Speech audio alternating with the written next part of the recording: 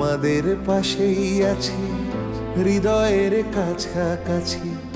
জীবনের পথ সোজা নয়, আশা নিয়ে নিত্য বাঁচি।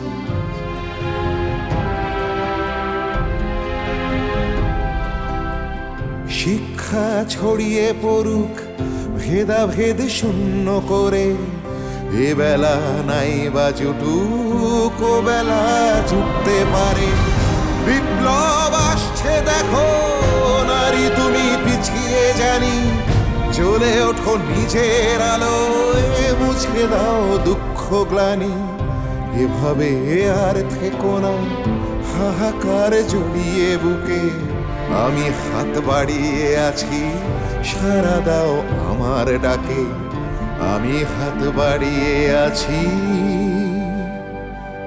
সাড়া দাও আমার ডাকে।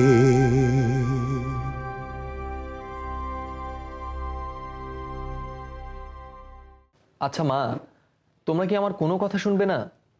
আমি আর কতবার করে তোমাদের বোঝাবো যে এসব করে আর কোনো লাভ নেই। লাভ লোকসানের চিন্তা তোরা কর, আমি তো আর ব্যবসায়ী না যে লাভ লোকসানের চিন্তা ভাবনা করব। আমি শুধু জানি যে আমি এই মেয়ের সঙ্গেই তোর বিয়ে দেবো, ব্যাস।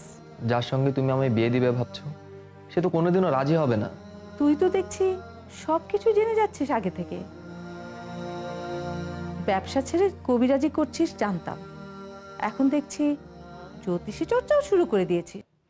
না না, কিছুতে হবে না। ওই বাড়িতে আমি আমার মেয়ে বিয়ে দেবো না। কিন্তু কেন?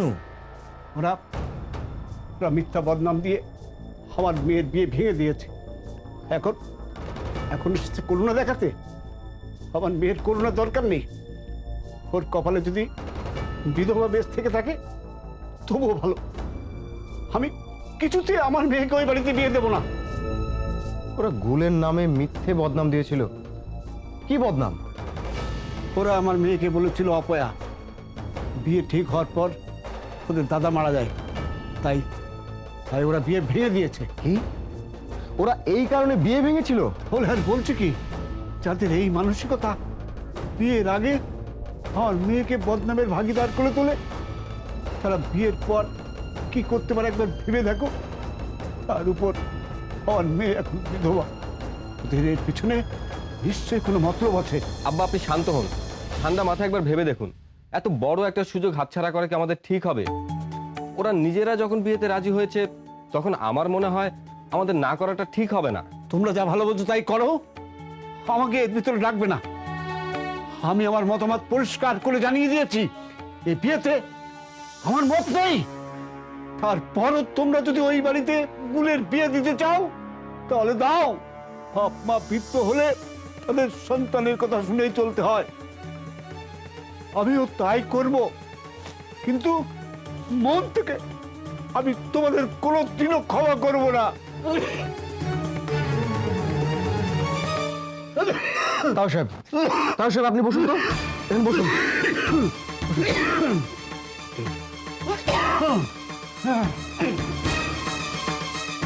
তাও সাহেব, আপনার মতামত জানার জন্যই আব্বা আমাকে এখানে পাঠিয়েছেন। আপনার মতামত খুবই মূল্যবান। আপনি যা চাইবেন, যেভাবে চাইবেন তাই হবে। তাই শুধু শুধু উত্তেজিত হয়ে শরীরটা খারাপ করবেন না। আপনার বয়স হয়েছে, এখন আপনাকে সাবধানে থাকতে হবে। সাবধানে থাকতে হবে? আমার বয়স হয়েছে, কেন উপরওয়ালা আমাকে তুলে নেয় না? আমার আগে আমার সবাইটাকে তুলে নিল, আমার আমার মেয়েটাকে বিধবা করে দিল। বিধাতার বিধি কে খণ্ডাবে বলুন? সুলতান আমার চেয়ে বয়সে কত ছোট, অথচ অথচ আমার আগে সে চলে গেল। জানো বাবা, আমার মেয়েটাকে নিয়ে ওর খুবই চিন্তা হয়। চিরকাল মুখ চোরা, কোনোদিন ও মুখ ফুটে আমাকে কিচ্ছু বলেনি। হাজার হাজার দুঃখ হলেও ও মনে থেকে সেটা চেপে রাখতো। আমি আমি কি চাই না ওর আবার একটা বিয়ে হোক, নতুন করে আবার সংসারী হোক, কিন্তু ওই বাড়িতে না আমার আমার মন কিছুতেই সায় দেয় না। এমনিতে আমার কপালের দুঃখের শেষ নেই। আর নতুন করে আমি ওকে দুঃখের সাগরে ভাসিয়ে দিতে পারবো না বাবা। আপনি আপনি একদম এসব চিন্তা করবেন না। আপনি যা বলবেন তাই হবে। তাওই সাহেব, আপনি গুলের আব্বা, গুলের ভালো আপনার চেয়ে আর কে বেশি চাইবে? আচ্ছা বাবা, এখন কেমন আছে? ভালো, তবে সবসময় মনমরা হয়ে থাকে। বুঝতেই পারছেন এই পরিস্থিতিতে যা হয়। ওর দিকে একটু খেয়াল রেখো বাবা। ওকে ওকে তোমরা দেখো বাবা, ওকে তোমরা দেখো।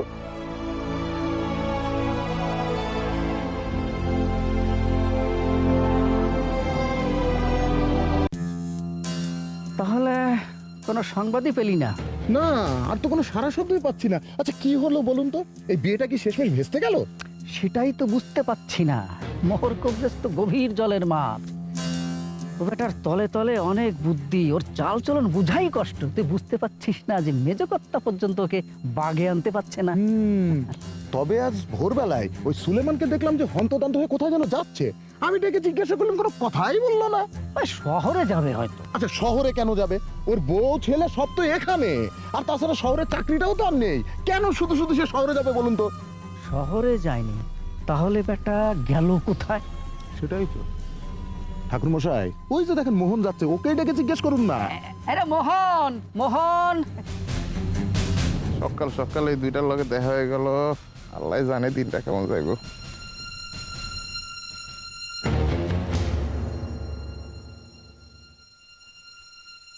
কে সাত সকালে ডাকতেছেন কেন? কি বলবেন তাড়াতাড়ি বলেন, আমার তারা আছে। তোকে যখনই ডাকি তখনই তো তাড়া আছে। হ্যাঁ বলি, কাজের মধ্যে করিস তুই মাছ ধরা, আর না হলে ওই মোহর কবরেজের তাবেদারি করা। তা তো ব্যস্ততা কিসের বলি? আমি যাই করি খাইটা খাই, আপনাদের মতো লোকের দয়া চলি না। মোহন, তুই কিন্তু খুব বাড়াবাড়ি করছিস। কেষ্ট, মোহনের নয় একটু মাথা গরম, তাই বলে তুইও মাথা গরম করবি? কি জন্য ডাকছেন বলবেন? না হইলে এরকম বেকার ফালতু কথা শোনার মতো সময় আমার হাতে নাই। বলছি, তোর ওই মোহর কাটটার খবর কি? কেন আপনারা জানেন না?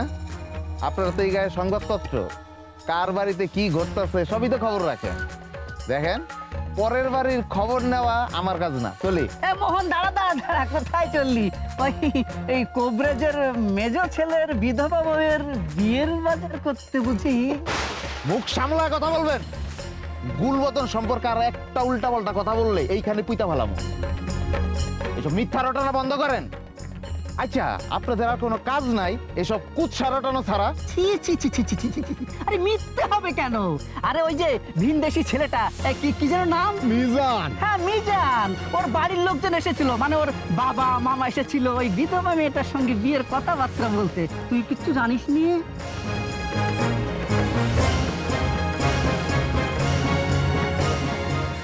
আশ্চর্য, বাড়িতে বিয়ের ধুম লেগেছে আর তুই কিছুই জানিস না? তোকে জানাইনি? আরে ও যতই মুখে কথা করুক না কেন, ওই বাড়ির লোক কি ওকে কাজের লোকের চেয়ে বেশি কিছু ভাবে নাকি? হ্যাঁ, ছি ছি ছি ছি ছি ছি। এই অনাথ সৃষ্টি দেখার আগে আমার মরণ হলো না কেন? আরে ওটাই তো ছিল মোহর কবরেজের আসল পরিকল্পনা। প্রথমে টোপ দিয়ে মাছ জালে ভিড়িয়েছে। আরে বাবা, ওরকম সমস্ত বেধবা ঘরে থাকতে কে না বিয়ে করতে চায়? আরে বাবা, বিয়ে যখন দিবি তখন আমরা কি মরে গিয়েছিল না? এই ছেড়ে ছেড়ে দে, ছেড়ে দে। আরে একটা উল্টা পাল্টা কথা কইবি, এই কেন মাইরে পুইতা পালামু? ছেড়ে দে। আবার আমাকে না মারে। ওই রকম ফেরেস্তার মতো একটা মানুষের নামের উল্টা পাল্টা কথা কস। ওই মতো নিষ্পাপের নামে আজে বাজে কথা কথা তো লজ্জা করে না। মোহন, কেষ্টাকে মেরে তুই গায়ের কজনের মুখ বন্ধ করবি? সারা গ্রামের লোক তো ছি ছি ছি ছি করছে। আমি বিশ্বাস করি না আপনাদের এই কুৎসা। বিশ্বাস না করলে তোর ওই মোহর কবরেজকে গিয়ে জিজ্ঞেস কর, সেই বলে দেবে কোনটা সত্য আর কোনটা মিথ্যে। ঠিক আছে, আমি এখনই কর্তার কাছে যাইতেছি। আর যদি এই কথা মিথ্যা হইছে তাহলে আমার হাত থেকে তোদেরকে বাঁচাইতে পারবো না, মনে রাখিস।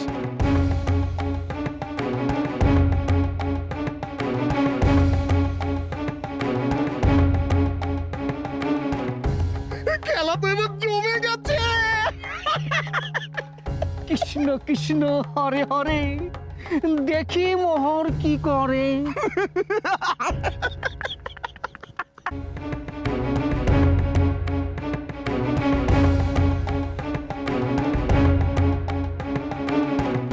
বাবা তোমার খাবার। রেখে যা। এই শোন, তোর সুলেমান ভাইজান কি ফিরেছে? না এখনো ফেরেনি। ও, বাবা তুমি খাবারটা খেয়ে নিও, না খেলে কিন্তু আম্মা আমাকে খুব বকবে। তা আমি না খেলে তোর আম্মা তোকে বকবে কেন? যা খেয়ে নেবো, যা।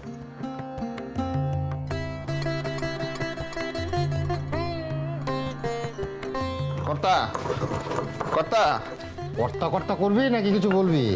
কর্তা, আমি কিন্তু ওই তর্ক আর কেষ্ট রেখুন করে ফেলামো।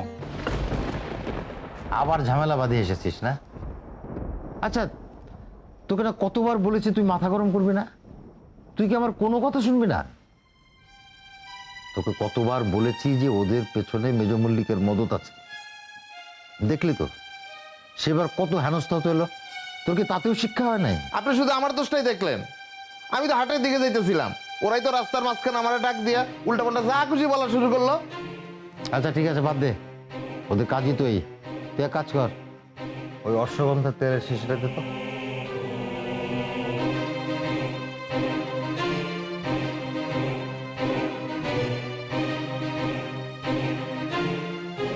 ওই সমস্ত বাজে কাজের দিকে মন না দিয়ে একটু কবিরাজিতে মন দে। কম দিন তো হলো না, কবিরাজির কও তো শিখতে পারলি না। মিজানকে দেখেছিস কত অল্প কয়দিনে সে কত কিছু শিখে গেছে।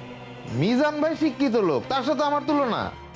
আর আমি তো চেষ্টা করি, এত গাছগাছালির নাম যেমন মনে থাকে না, তো আমি কি করব? ব্রাহ্মী সাক্ষা, তাতে স্মৃতিশক্তি বাড়বে। আর এই সমস্ত বাজে কাজে মন না দিয়ে এখানে একটু বেশি করে সময় দে। শোন, আমি একটা নতুন ওষুধ তৈরি করছি। যদি সফল হই তাহলে কত লোকের প্রাণ যে বাঁচবে, আর মানুষকে উপকার করতে পারার যে আনন্দ, সেটা কই নিন্দুকেরা বুঝবে? আমাকে নিয়ে বাজে কথা বললে আমি কিছু মনে করি না, কিন্তু আপনাকে নিয়ে যখন বলে, আর আপনাকে নিয়ে বলছে গুলবদনকে নিয়েও যাতা বলছে।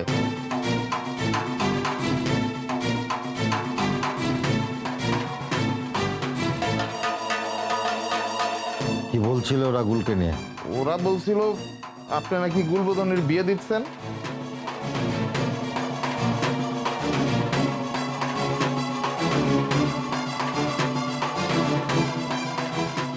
এটা কি সত্য? আমি ওদের বলে দিছি, যদি এই কথা মিথ্যা হয় তাহলে তোরা আমার হাতেই মরবি। আমি তো জানি এই কথা সত্য হইতে পারে না, ওরা সব মিথ্যা কথা রটাইতো। কি কথা, আমি ঠিক বলতেছি না? বলেন না কথা, এটা মিথ্যা না? না, এটা সত্য।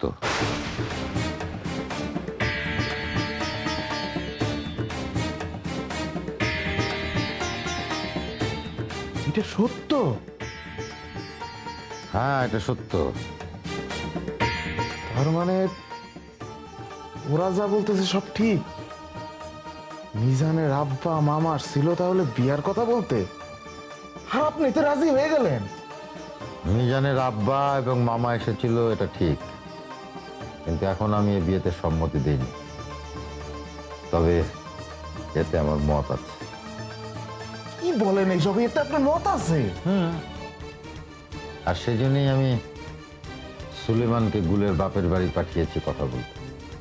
ওরা সম্মতি দিলেই এই বিয়ে আমি দেব। কি বলছেন কর্তা? আপনি গুলবদনের বিয়ে, মানে বিধবা মেয়ের বিয়ে দিবেন? কেন দেব না? তাতে অন্যায়টা কি আছে? গুলের মতো একটা বাচ্চা মেয়ে বিধবা হয়েছে বলে সারাটা জীবন তার নষ্ট হয়ে যাবে? একটা অল্প বয়সী বিধবা মেয়ের যে কষ্ট, সেটা আমি দিনের পর দিন দেখেছি।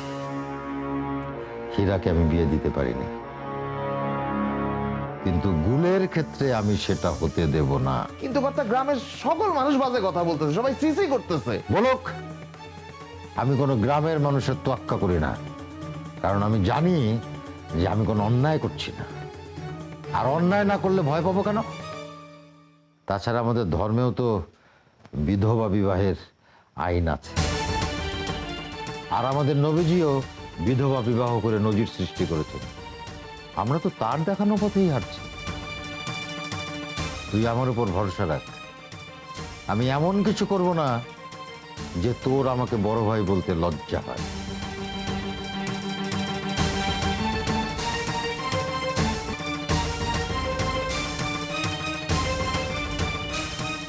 আপনি কষ্ট করে না এলেই পারতেন, কারণ এতটা পথ আবার আপনাকে একা ফিরতে হবে। ও আমার অভ্যেস আছে, এতটুকু পথ কোনো ব্যাপারই না। তাছাড়া আপনাকে আমি একটা কথা বলবো বলেও এসেছি। কথা? কি কথা? আব্বার কথায় আপনি কিছু মনে করবেন না, বুঝতেই পারছেন ওনার বয়স হয়েছে। তাছাড়া গুলবদনের এই অবস্থা সবকিছু মিলিয়ে আর মাথাটা ওনার ঠিক নেই। দেখলেন না আমাকে কি রকম বললো? না না, আমি কিছু মনে করিনি। উনি তো আমাকে কিছু বলেননি, উনি আমার পিতৃতুল্য। তাছাড়া উনি যদি আমাকে কিছু বলতেনও আমি কিছুই মনে করতাম না। আমি আপনাকে একটা অনুরোধ করব, রাখবেন? হ্যাঁ বলুন না, এতে আবার এত ইতস্তত করার কি আছে? না মানে বলছিলাম কি, আপনি এখনই গিয়ে তাওকে জানাবেন না যে আব্বা এই বিয়েতে রাজি না। না না, তা কি করে হয়? আমি আব্বুকে মিথ্যে কথা বলতে পারবো না ভাই। এটা সত্য যে আপনার আব্বা এই বিয়েতে রাজি নন। তা ঠিক, আব্বা হয়তো এই মুহূর্তে বিয়েতে রাজি নয়, কিন্তু যেভাবেই হোক আমি আব্বাকে এই বিয়েতে রাজি করাবই। আব্বার এখন মাথা গরম, তাই উনি বুঝতে পারছেন না যে একটা বিধবা মেয়ের জীবনে আবার বিয়ের সুযোগ আসাটা কতটা ভাগ্য থাকলে হয়। আমার বোনের জীবনে সেই সুযোগটা এসেছে, আমি এই সুযোগটা কিছুতেই নষ্ট হতে দেব না। আমি আপনাকে কথা দিচ্ছি ভাই, যে করে হোক আব্বাকে আমি এই বিয়েতে রাজি করাবো, শুধু আপনি এখনই ওদেরকে না করবেন না। ভাই, আপনি এভাবে কেন বলছেন বলুন তো? আপনার আব্বার কাছে যা শুনলাম তাতে ওই পরিবার তো ভালো নয়। এর আগে ওরা মিথ্যে বদনাম দিয়ে বিয়ে ভেঙেছে। তাহলে আপনিই বলুন, ওই পরিবারে আপনার বোনকে যদি বিয়ে দেন তাহলে সে কি সুখী হবে? বিধবার জীবন কাটানো তার থেকেও অনেক শক্ত। তাছাড়া আমি ওদের পরিবার সম্পর্কে খোঁজখবর নিয়ে জেনেছি, ওদের পরিবারের খুব নাম আছে, ওরা মানুষ হিসেবে খুব ভালো। তাহলে ওরা এই ব্যাপারটা আপনাদের সাথে কেন করলো? সেটাই তো ঠিক বুঝতে পারছি না। দেখুন না, মানে কোনো মানুষ যদি খারাপ হয়ে থাকে তাহলে একটা বিধবাকে কি বিয়ে করতে চায়? চায় না। তাই আমার দৃঢ় বিশ্বাস ওই বাড়িতে আমার বোনের বিয়ে হলে খুব ভালোই থাকবে। দেখুন ভাই, আপনার বোন, আপনি যেটা ভালো মনে করবেন তাই করেন, কিন্তু আমার আব্বাকে তো আমার সত্যটা বলতেই হবে। আমি আপনার কথাটাও বলবো, তারপর দেখি আব্বা কি সিদ্ধান্ত নেন। সেটা করলেও চলবে। আমি তাওই মাসাকে খুব ভালো করে চিনি, উনি নিশ্চয়ই আমার ব্যাপারটা বুঝতে পারবেন। আপনাকে অনেক ধন্যবাদ ভাই, ধন্যবাদ। ছি ছি, এতে আবার ধন্যবাদ দেওয়ার কি আছে ভাই? এটা তো আমার কর্তব্য। ঠিক আছে, চলি। চলুন, এতটা পথ এলাম আর লঞ্চ কাটতে একটুখানি আমিও যাই। না, আমি আর আপনাকে কোনো কষ্ট করতে দেবো না। কোনো কষ্ট হবে না রে ভাই, চলুন তো আপনাকে লঞ্চে তুলে দিয়ে তারপরে আমি ফিরব। আসুন। চলুন।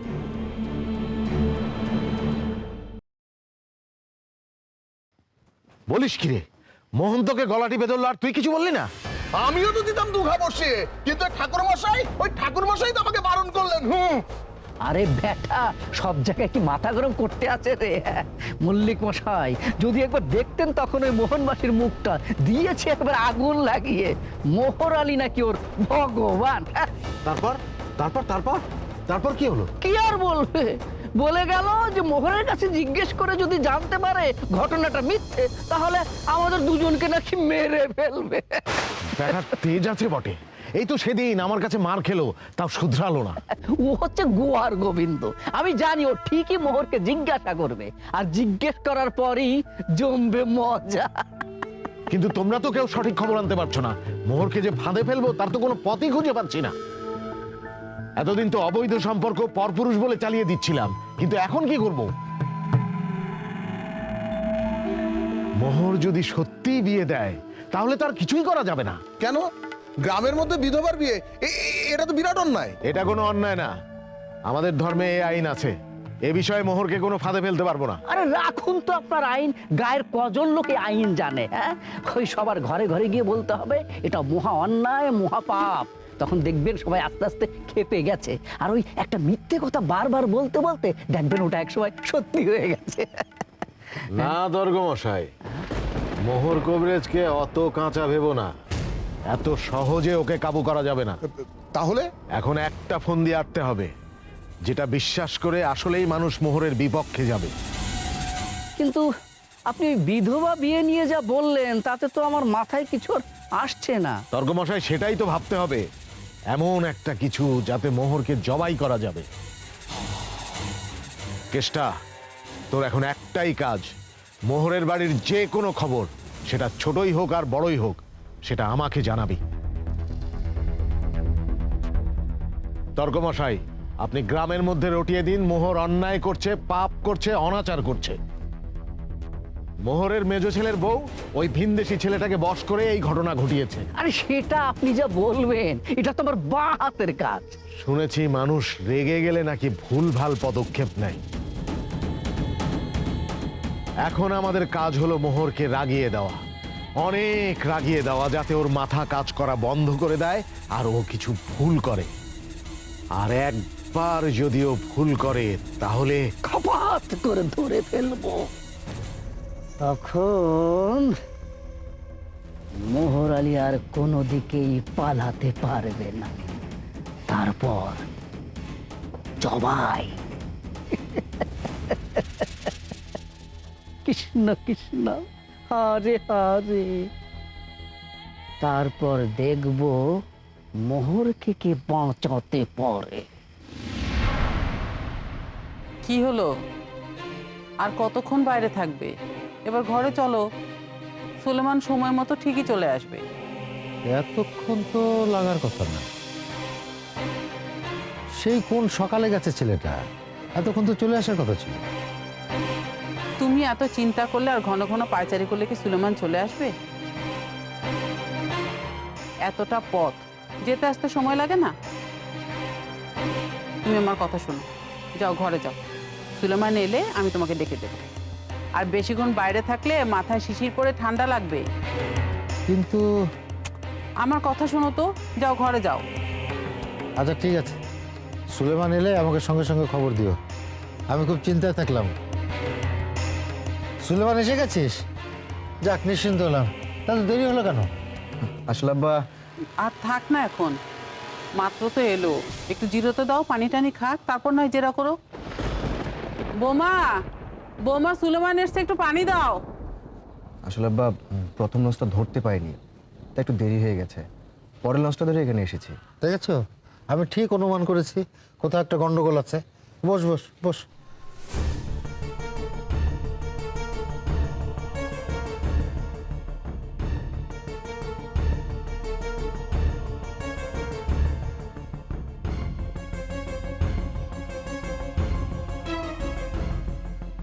তা বাবা, ওই বাড়ির খবর কি? সব ভালো তো? এমনিতে সবাই ভালোই আছে, কিন্তু কিন্তু কিন্তু কি? ওরা এই বিয়েতে রাজি না।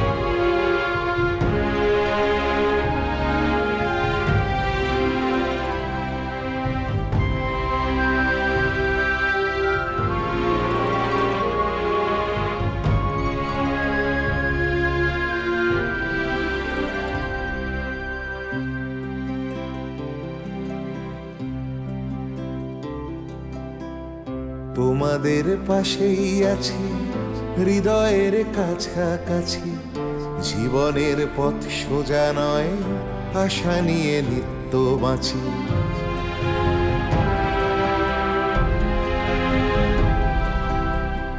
তোমাদের পাশেই আছি, হৃদয়ের কাছাকাছি, জীবনের পথ সোজা নয়, আশা নিয়ে নিত্য বাঁচি।